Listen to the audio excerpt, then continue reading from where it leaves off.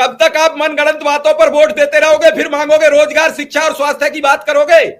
नमस्कार साथियों, आज के इस वीडियो में हम बात करेंगे शिक्षा मित्र साथियों के समायोजन से जुड़ी एक बड़ी और नई जानकारी निकल के आ रही है, जो कि आप सभी शिक्षा मित्र साथियों के लिए महत्वपूर्ण होने वाली है।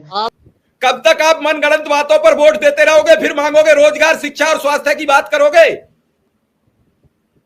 अरे वोट देना तो सीख लीजिए। अपने पास आए हुए सांसद और विधानसभा के उम्मीदवारों से रोड मैप तो पूछ लीजिए, क्या लाए हो रोड मैप किया जाए, जो कि सालों साल से पढ़ा रहे थे, 10 साल, 15 साल, 20 साल और उससे ज्यादा समय से।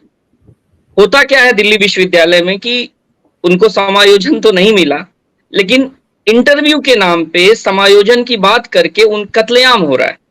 प्रधानमंत्री जी विदेशों में जाते हैं, गांधी की प्रतिमा के आगे नतमस्तक होते हैं, लेकिन देश में आपने अभी सर्व सेवा संघ का सुना होगा, वाराणसी राजघाट, जिसको कि गांधी विनोबा जेपी की विरासत है, उस पे उसको जबरदस्ती कब्जा कर लिया जाता है। आज के समय में पूरे अगर हम पिछले 40 साल 45 सालों की बात करें तो बेरोजगारी अपने चरम पर है, आपको अच्छी तरह पता होगा।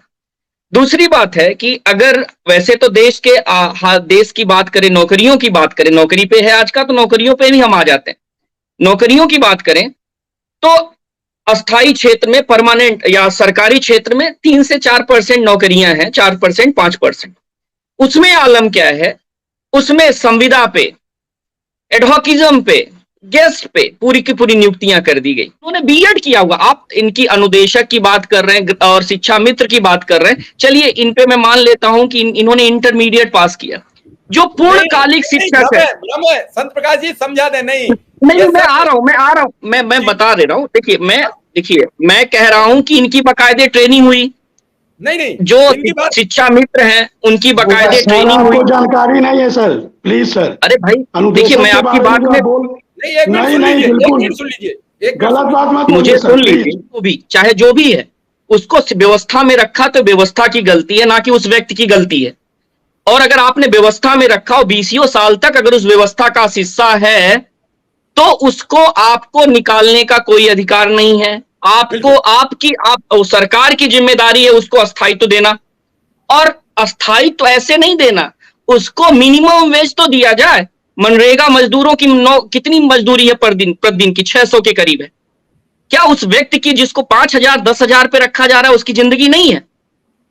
विक्रम सिंह शायद मुझे गलत समझ गए, इसलिए मैं विक्रम सिंह से कहता हूं कि मेरी बात है, मैं जो कह रहा हूं, मैं ये कह रहा हूं कि चाहे शिक्षा मित्र हो, चाहे अनुदेशक हो, चाहे पूर्णकालिक शिक्षक हो, वो व्यवस्था की गलती है ना। जब सरकारी क्षेत्र में क्यों परमानेंट टीचर नहीं रखे गए? मेरा सवाल ये है, ये गलती किसकी है? उस व्यवस्था की है।